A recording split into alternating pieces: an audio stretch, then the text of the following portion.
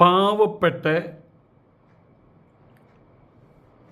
സാധാരണക്കാരായിട്ടുള്ള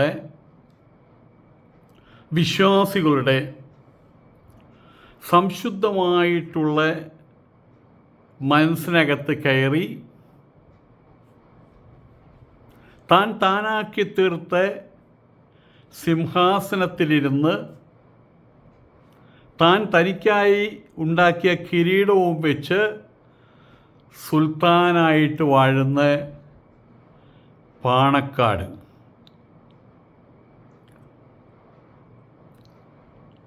അയാളിപ്പോൾ ഒരു വായില്ലാ കുന്നിലപ്പനായിട്ട് മാറിയിരിക്കുകയാണ്.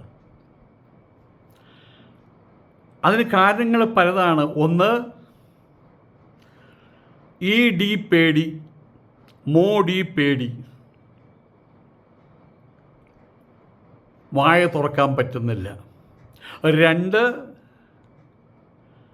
അള്ളാഹുവിനെ പുറങ്കാൽക്ക് അടിച്ചു മാറ്റി അവിടെ ഭഗവാനെ പ്രതിഷ്ഠിച്ചത്, അതിൻ്റെ കോപം, അള്ളാഹുവിൻ്റെ കോപം.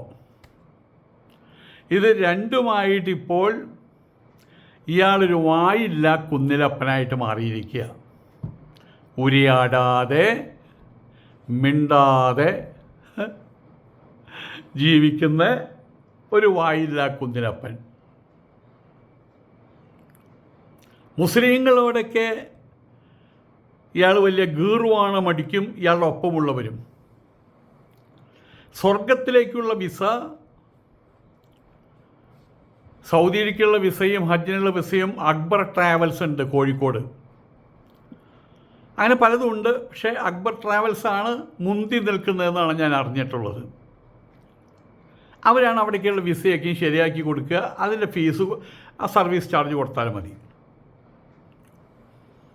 അതുപോലെ സ്വർഗത്തിലേക്കുള്ള വിസ തയ്യാറാക്കി കൊടുക്കുന്നത് ഈ പാണക്കാട്ട് പൊട്ടന്മാരാണത്രേ.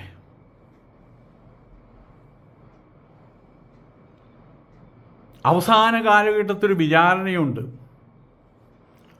ആ വിചാരണ നടക്കുമ്പോൾ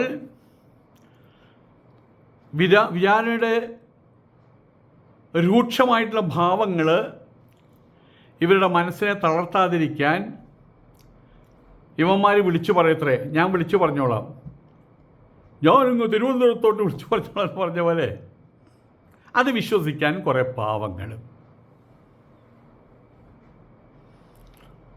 അർദ്ധചന്ദ്രൻ, അതിനുള്ളൊരു നക്ഷത്രം വെച്ചുള്ള പച്ചപ്പതാകയുടെ കീഴിൽ അണിനിരക്കുന്ന പാവം അടിമകൾ.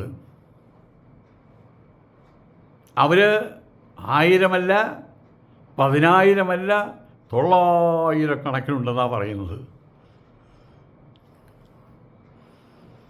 എന്തായാലും എത്ര വലിയ വീമ്പ്, എത്ര വലിയ തള്ളൽ നടത്തിക്കഴിഞ്ഞാലും കൊച്ചുകുട്ടികളോട് പിന്നിൽ നിന്ന് ദേ ചെകുത്താൻ വരുന്നു പറയുമ്പോൾ കുട്ടികൾ പേടിക്കുന്ന പോലെ, ചെകുത്താൻ വരുന്ന സമയത്ത് അതിനെ ഓടിക്കാൻ വേണ്ടി കുരിശ് കാണിക്കുന്ന പോലെ, കുരിശ് കണ്ടാൽ ചെകുത്താൻ ഓടുത്രേ. അതുപോലെയാണ് സംഘപരിവാർ എന്ന് പറയുമ്പോൾ കിടന്ന് വിറയ്ക്കും ഇവന്മാർ.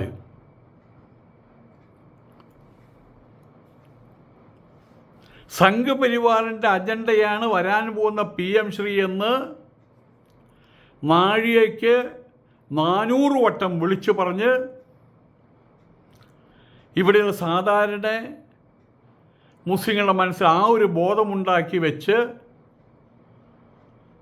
അങ്ങനെ തിരഞ്ഞെടുപ്പ് ജയിച്ച് ഇപ്പോൾ വിരാജിക്കുകയാണ് മന്ത്രി കസേരയിൽ. ഇപ്പോൾ PM ശ്രീ നടപ്പാക്കണമെന്നായി. നമ്മുടെ സതീശൻ കോയയ്ക്ക്. അതേ സമയത്ത് എന്ത് പറയണം ഏത് പറയണമെന്നറിയാതെ മിണ്ടിയാൽ ED വരും. മിണ്ടിയാൽ സതീശൻ കോയ പറയും, ഗെറ്റ് ഔട്ട് പറയും, കടക്ക് പുറത്ത് പറയും, ഒറ്റയ്ക്ക് ഭരിക്കും. ആയതുകൊണ്ട് തന്നെ അന്തം വിട്ട് കുന്തം വിഴുങ്ങിയിരിക്കുകയാണിപ്പോൾ ഈ പാണക്കാടൻ. ഫ്രാങ്കൻസ്റ്റീനിൻ്റെ യന്ത്രം പോലെ ഇപ്പോൾ സതീശൻ കോയ അയാളവിടെ കൊണ്ട് ആനസ്തനസ്തനാക്കിയത് ഇവരാ. ഇപ്പോൾ സതീശൻ കോയ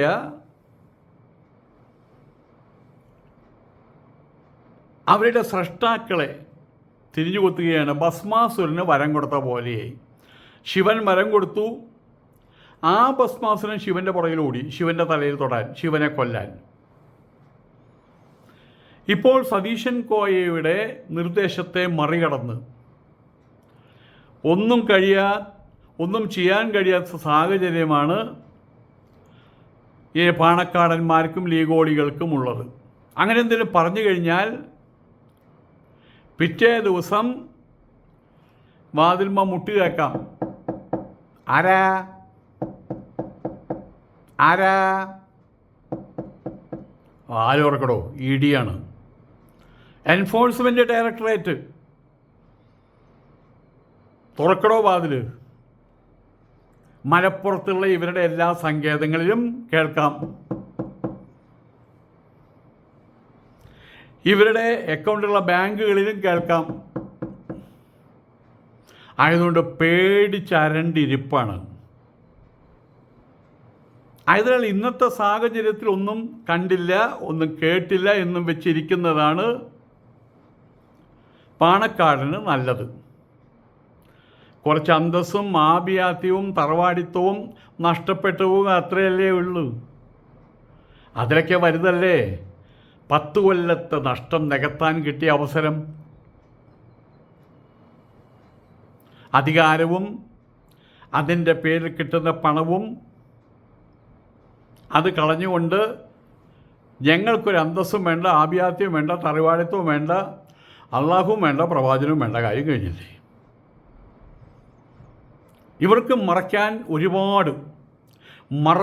ഒരുപാട് കാര്യങ്ങളുണ്ട്. പാണക്കാട്ട് തങ്ങളുടെ മലം വാരി തിന്ന് അതാണ് പഞ്ചസാര പായസം എന്ന് പറയുന്ന പാണക്കാടൻ അടിമകൾ, ലീഗോളികളെ, അവരെ സംതൃപ്തിപ്പെടുത്താൻ വേണ്ടിയിട്ട് ഇപ്പോൾ അവർ പറഞ്ഞു പരത്തുന്നത് പിണറായി ഒരു സംഖ്യയാണെന്ന്.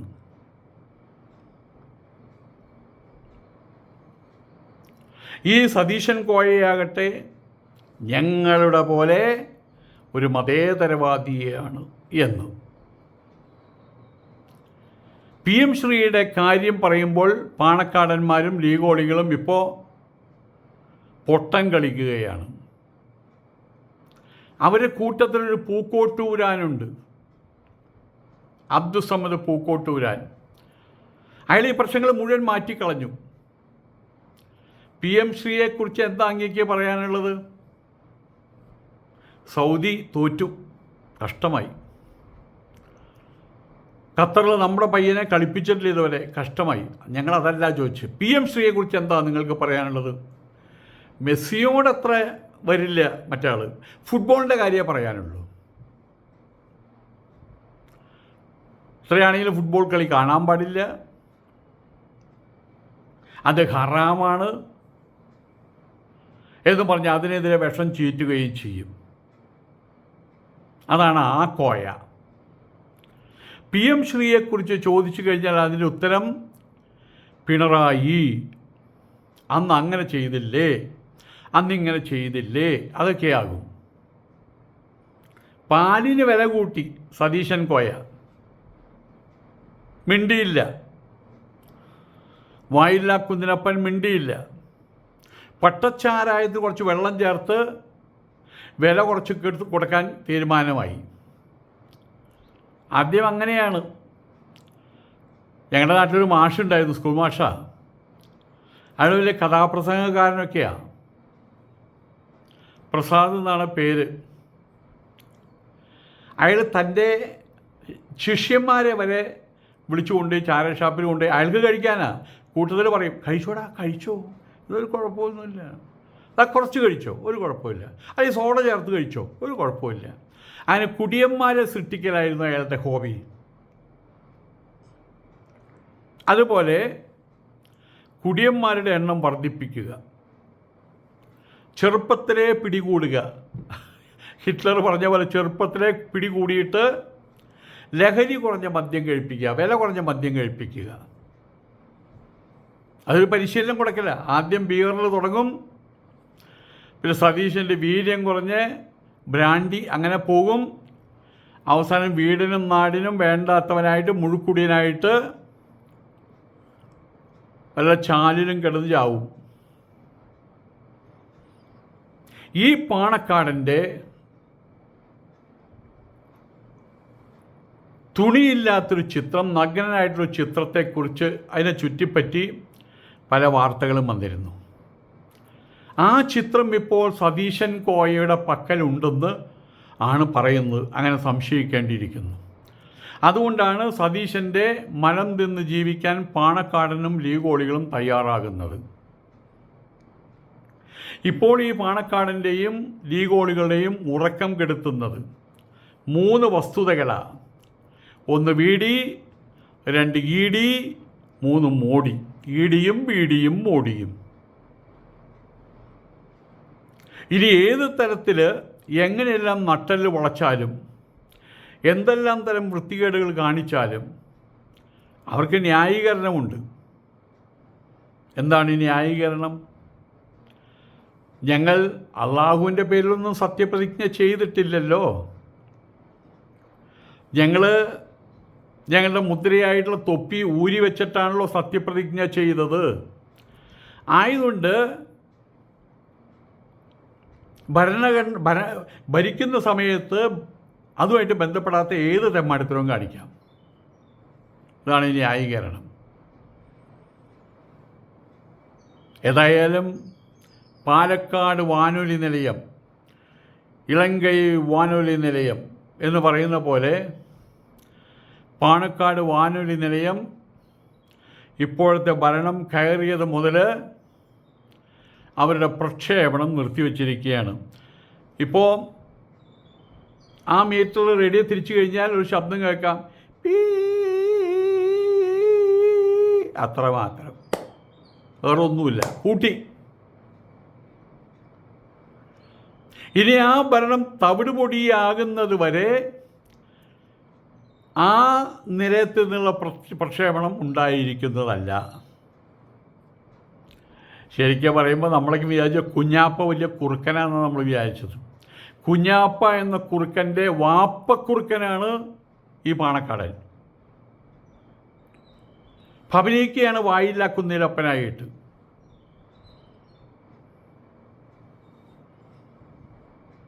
ഇത്രയ്ക്കും പ്രശ്നമുണ്ടായിട്ട് അവിടേക്കൊരു മുസ്ലിം ജാൻസി റാണി, ഒരു സുന്ദരിക്കട്ടി, ഒരു തീപ്പൊരിക്കട്ടി പറഞ്ഞു വിട്ടുള്ള ഓളിപ്പോൾ ചുണ്ട് ചോമിപ്പിക്കുന്നതും പുതിയ കളറിലെ ഡ്രസ്സ് ഇടുന്നതും ഇപ്പോൾ ശമ്പളമായല്ലോ, MLA ആയല്ലോ. അതിൻ്റെ തിരക്കിലാണ് PM ശ്രീ. എന്ത് PM ശ്രീയും വീര്യം കുറഞ്ഞ കള്ളും അതൊന്നും ഓളുടെ ചെവിയിൽ കയറിയിട്ടില്ല. മറ്റ് 22-21 അവരുടെ ചെവിയിലും കയറിയിട്ടില്ല. ഇപ്പോൾ എവിടെയും നോക്കിയോ ചെറിയ ഞരക്കം കേൾക്കാനുണ്ട്. PM ശ്രീ ശരിയാണോ എന്നൊക്കെ. സതീശൻ കോയ എന്നും സംഘപരിവാറുകാരനായിരുന്നു. ഇപ്പോൾ പരിപൂർണമായിട്ടും പരസ്യമായിട്ട് സംഘപരിവാറിന് കീഴ്പ്പെട്ട് കഴിഞ്ഞു. ആ നിലയ്ക്കിനി പാണക്കാടനും ലീഗോളികൾക്കും ഒരൊറ്റ വഴി മാത്രമേ അവശേഷിക്കുന്നുള്ളൂ. എന്താണ്? പണ്ടത്തെ കാരണവർ പറഞ്ഞ പോലെ വിട്ടുകൊടുക്കുക. ഭാര്യ എന്ത് പറഞ്ഞാലും ഓ അങ്ങനെയാവട്ടെ എന്ന് പറയുക. എന്താ കല്യാണി എന്നും സാമ്പാറാണല്ലോ, നാളെ നമുക്ക് അവിയൽ വയ്ക്കാം. ആ അവിയൽ വയ്ക്കാം. പിറ്റേ ദിവസവും സാമ്പാർ. മിണ്ടിയില്ല, വിട്ടുകൊടുത്തു. വീട് പെയിൻ്റ് അടിക്കുന്ന കാര്യം പച്ച വേണോ ചുവപ്പ് വേണോ മഞ്ഞ വേണോ, ഞാനൊരു അഭിപ്രായം പറയും, അവളുടെ അഭിപ്രായത്തിന് അവൾ ചെയ്യുള്ളൂ, ഞാനങ്ങ് വിട്ടുകൊടുക്കും. ആ വിട്ടുകൊടുക്കൽ തന്ത്രമാണിനി ഈ പാണക്കാടനും ലീഗോളികൾക്കും പറ്റിയത്. വേറെ മാർഗവുമില്ല.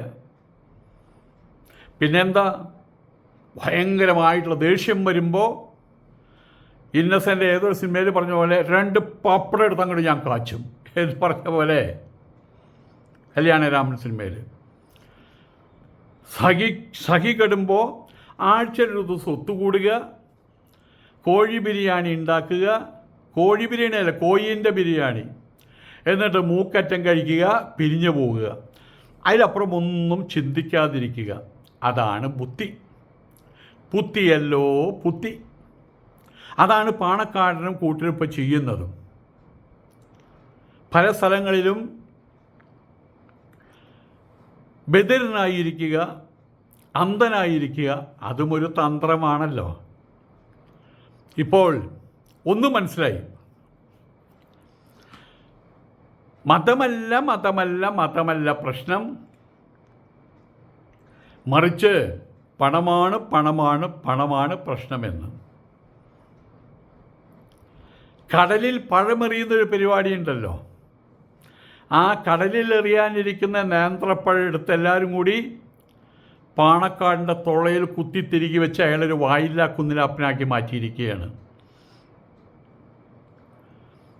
ഇന്നത്തെ പുതു സാഹചര്യത്തിൽ പണ്ടത്തെ പോലെ കടുത്ത അഭിപ്രായങ്ങളും നിർദ്ദേശങ്ങളൊന്നും പറഞ്ഞിട്ട് കാര്യമില്ല. ആ വിധത്തിൽ ഒന്നും രണ്ടും പറഞ്ഞ് ഇപ്പോഴുള്ള ഐക്യം തകർന്നാൽ സതീശൻ കോയ പാണക്കാടിനെയും ലീഗോളികളെയും എടുത്ത് വല്ല പൊട്ടക്കിണറ്റിലും കൊണ്ടിടും. ശേഷം ലീഗ് മൂരികളില്ലാതെ അദ്ദേഹം അങ്ങോട്ട് ഭരിക്കും. അത്ര തന്നെ. അള്ളാഹുവിൻ്റെ ശാപം. അള്ളാഹുവിൻ്റെ പേര് പറയാൻ ലജ്ഞയായിരുന്നു, ലജ്ഞ. എന്നിട്ടാണല്ലോ ഭഗവാന്റെ പേര് പറഞ്ഞത്. അള്ളാഹുവിന് ഇഷ്ടപ്പെടും. അള്ളാഹുവിൻ്റെ ശാപം അതുകൊണ്ട് മിണ്ടാട്ടം മുട്ടിപ്പോയി. ഒരു കാലഘട്ടത്തിൽ പാണക്കാട് തറവാട് എല്ലാ വിധത്തിലുള്ള പ്രശ്നങ്ങൾക്കും പരിഹാരമുണ്ടാക്കുന്ന ഒരു തീർത്ഥാടന കേന്ദ്രമായിരുന്നു. സാധാരണക്കാരുടെ മക്ക. പക്ഷെ ഇന്നത് വലിയ വലിയ പ്രശ്നങ്ങളും കലാപങ്ങളും ഉണ്ടാക്കുന്ന ഒരു തറവാടല്ല, കുറുമ്പാടായിട്ട് മാറിക്കഴിഞ്ഞു. അതീവ സങ്കീർണമായിട്ടുള്ള രാഷ്ട്രീയ പ്രശ്നങ്ങളുടെ സൃഷ്ടി അത് ഈ കുറുമ്പാടിൻ്റെ മുഖമുദ്രയായി കഴിഞ്ഞു. അധികാരത്തിൻ്റെ സോപാനത്തിൽ കയറിയിട്ട് അവിടുത്തെ അപ്പക്കഷ്ണം പങ്കിടാൻ തുടങ്ങിയപ്പോൾ വ്യഭിചാരമാകട്ടെ, മദ്യമാകട്ടെ, പലിശയാകട്ടെ, അഴിമതികളാകട്ടെ, കളവുകളാകട്ടെ എല്ലാം ഹലാലായി. സംഘപരിവാരത്തിൻ്റെ ഒപ്പം കിടന്ന് മറിഞ്ഞ് പൊളയുമ്പോൾ ആ സമയത്തും അവർക്കിഷ്ടമില്ലാത്തവരെ അവർ മുദ്ര കുത്തുന്നത് RSS ചാരന്മാരെന്നാണ്. ഇവർ RSകാരോടൊപ്പം കിടന്നിട്ടാണ് അവിഹിതം. അവരോടൊപ്പം കിടന്ന് കെട്ടിപ്പിടിച്ച് മറയുകയാണ്. എന്നിട്ട് പകൽ സമയത്ത് ആരെയും നോക്കിയിട്ട് പറയും, ഇവരെ ഇഷ്ടമില്ലാത്തവരെ നോക്കി പറയും RSS ചാരന. ആരാണ് കേരളത്തിലെ യഥാർത്ഥ RSS ചാരന്മാരെന്ന് ഇപ്പോൾ ആൾക്കാർക്ക് മനസ്സിലായി തുടങ്ങി.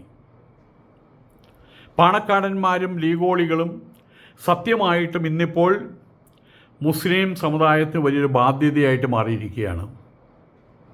അവർ തങ്ങളുടെ കീഴാദികളോട് പറഞ്ഞുകൊണ്ടിരിക്കുന്ന വലിയ നുണകളാണ്. ആ രീതിയിലുള്ള ബോധവൽക്കരണമാണ് സമൂഹത്തിൽ നടത്തിക്കൊണ്ടിരിക്കുന്നത്. അവരുടെ സമൂഹത്തിൽ സാധാരണക്കാരായിട്ടുള്ള മുസ്ലിങ്ങളായിട്ടുള്ള ആളുകൾ വഞ്ചിക്കപ്പെട്ടുകൊണ്ടിരിക്കുകയാണ്, ശപിക്കപ്പെട്ടുകൊണ്ടിരിക്കുകയാണ് അവർ. ഇപ്പോൾ കേരളം ഭരിക്കുന്നത് UDF ആണെന്ന വെപ്പ്. പക്ഷേ ബാക്ക് സീറ്റ് ഡ്രൈവിംഗ് നടത്തുന്നത് ആരാ? എല്ലാവർക്കും അറിയാം, സംഘപരിവാർ. ഇയാൾ ഇസ്ലാമിനെ അനുസന്ധാനം ചെയ്യുന്നവനാണെന്ന് ഒരിക്കലും പറയാൻ കഴിയില്ല. ഒരു മുസ്ലിമാണെന്ന് ഒരിക്കലും പറയാൻ കഴിയില്ല. ഇയാളൊരു മന്ത്രവാദിയാണ്. സ്വർഗത്തിലേക്ക് ആളുകളെ കയറ്റിവിടുന്ന ഒരു ട്രാവൽ ഏജൻറ്റ്. ഇയാൾക്ക് ആകെ കൂടി അറിയാവുന്നത് കടലിലേക്ക് പഴമെറിയുക, കൂടെ ദുബായിലേക്ക് പോകുക, പുതിയ കാറുകൾ വാങ്ങിക്കുക, ഇതെല്ലാം ദീനിൻ്റെ ഭാഗമാണെന്ന് പറഞ്ഞ് തങ്ങളുടെ അടിമകളെ പറ്റിക്കുക. പിന്നെ ആ പാവം മൂരികളെ നല്ല പച്ചപ്പുള്ള പുല്ല് പതാക കാണിച്ച് പറ്റിക്കുക. തലച്ചോറ് തെരുവ് പട്ടി തിന്ന് തീർത്തു. അങ്ങനെയുള്ള പാഴ് ജന്മങ്ങളാണ് ലീഗ് അടിമകൾ. അവരെന്ത് ചെയ്താലും ഈ ലീഗ് അടിമകൾ, ഈ പാണക്കാടന്മാരും ലീഗ് നേതാക്കളും എന്ത് ചെയ്താലും തെരുവ് പട്ടി തിന്നു തീർത്ത തലച്ചോറ് ഉള്ള പൊള്ളയായിട്ടുള്ള തലകളും വെച്ച് അവരത് ന്യായീകരിച്ചോളും അടിമകൾ. അതുകൊണ്ടാണ് ഇയാളുടെ തുണി അഴിച്ചുകൊണ്ടുള്ളൊരു വീഡിയോ പുറത്തിറങ്ങിയിട്ടുണ്ട് അത്രേ. അതിനെക്കുറിച്ച് ആരും സംസാരിക്കാതിരിക്കുന്നത് ബാക്കി എല്ലാവരും അടിമകളായതുകൊണ്ടാണ്. ഇവിടെയുള്ള പത്രക്കാർ, ദൃശ്യശ്രാവ്യ മാധ്യമങ്ങൾ മുഴുവൻ ഈ മൂരികളുടെ അടിമകളാണ്. ഏതായാലും അള്ളാഹുവിനെ ചവിട്ടി മാറ്റിയതിൻ്റെ ശാപം, ഒപ്പം ED മോഡി വരുമെന്നുള്ള പേടി, ഇതുകൊണ്ട് എന്തായി? പാണക്കാടനൊരു വായില്ലാ കുന്നിലപ്പനായി മാറി, മിണ്ടാട്ടം മുട്ടിപ്പോയവനായിട്ട് മാറി. നമസ്കാരം.